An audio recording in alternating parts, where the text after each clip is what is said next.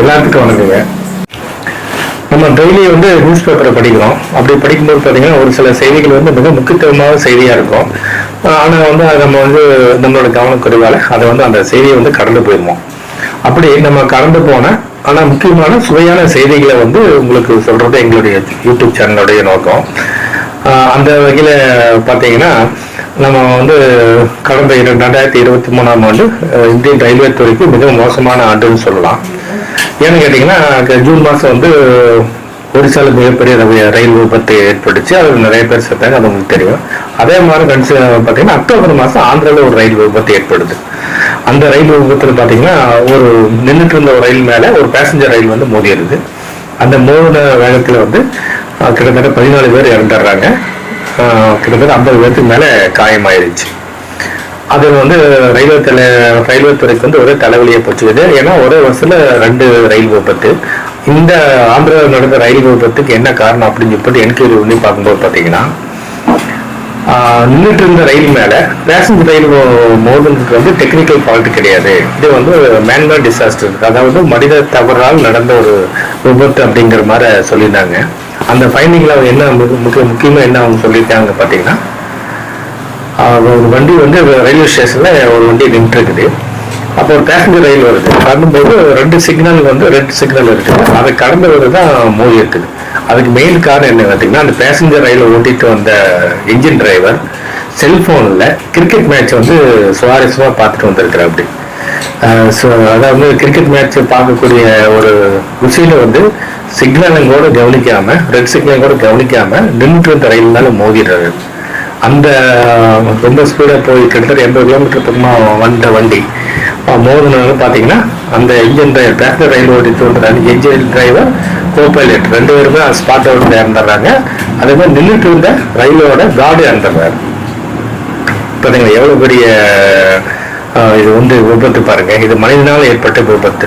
ஏன்னா நம்ம ட்ரெயினில் பயணம் பண்ணும்போது எல்லாம் இன்ஜின் டிரைவர் சேஃபாக தான் ஓட்டிட்டு போவார் அப்படின்னு நினச்சி தான் நம்ம ட்ரெயினில் பயணம் பண்ணுறோம். ஆனால் இந்த மாதிரி ஒரு அலட்சியமான ஒரு டிரைவர்னால எவ்வளோ பெரிய மக்களுக்கு பாதிப்பு பார்த்தீங்களா.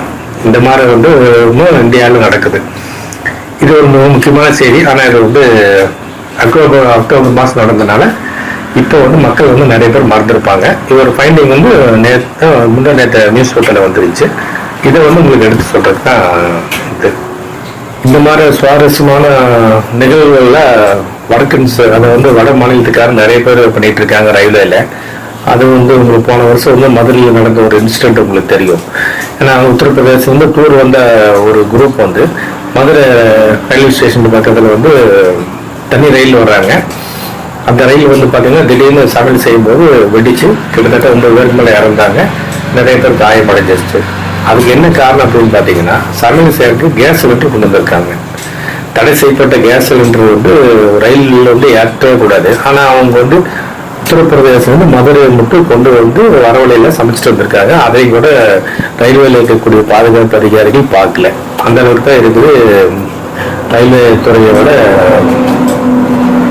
பாதுகாப்பு. இதை விட இன்னொரு பீடு என்னன்னு பார்த்தீங்கன்னா, அது கடந்த ஜனவரி மாதம் பார்த்தீங்கன்னா நார்த் இந்தியாவில் அதிகமாக குளிர் அடிக்கும். அப்போ ஒருத்தர் என்ன பண்ண அங்கே ஓடக்கூடிய பேசஞ்சர் ரயிலில் சாணி வரட்டி போட்டு ரயில்வே கம்பார்ட்மெண்ட்டில் தீ பற்ற வச்சு குளிர் காய்ச்சிருக்கானுங்க. இப்போ போலீஸில் கேட்டோம்னா, ஆமாங்க ரொம்ப குளிராக இருந்துச்சு, அதனால் எங்களுக்கு சூடாக வேணுங்கிறதுக்காக இது பண்ணோம் அப்படின்னு போட்டு சாணி வரட்டி கம்பார்ட்மெண்ட்டில் இதை பற்ற வச்சு குளிர் காய்ச்சிட்டு இருக்காங்க. இந்த மாதிரி ஒரு சில முட்டாள்தனத்தால் கூட பயணம் செஞ்சிருக்கிற பேசஞ்சருக்கு மிகப்பெரிய ஆபத்தாக முடிஞ்சிடும் அப்படிங்கிற ஒரு அறிவு கூட இல்லாமல் தான் வடக்கில் இருக்கக்கூடிய மக்கள் இருக்கிறாங்க அப்படிங்கிறது இந்த 2-3 இன்சிடென்ட் மூலிமா நம்ம தெரிஞ்சுக்கலாம். நம்ம ட்ரெயினில் பயணம் பண்ணும்போது நல்லபடியாக சேஃபாக ஒரு பக்கம் போய் சேருவோம் அப்படின்னு நினச்சிட்டு நம்ம வண்டி ஏறுறோம். அதே மாதிரி இந்தியாவில் பெருவாரியாக எல்லாமே கரெக்டாக தான் நடந்துட்டு இருக்குது. மனித தவறால ஒரு சில விபத்துகள்லாம் நடக்குது. அந்த விபத்துக்கு ஒரு எடுத்துக்காட்டு தான் இப்போ ஆந்திராவில் கடந்த 2023 வருஷம் அக்டோபர் மாதம் நடந்த விபத்து. இது எவ்வளோ பெரிய ஒரு அலட்சியம். இந்த இன்ஜின் டிரைவரால் அலட்சியத்தால் கிட்டத்தட்ட 14 உயிருக்கு மேலே போயிடுச்சு. 50 பேருக்கு மேலே காயம் அடைஞ்சிருச்சாங்க. நிறைய பொருட்செலவாயிருக்கு.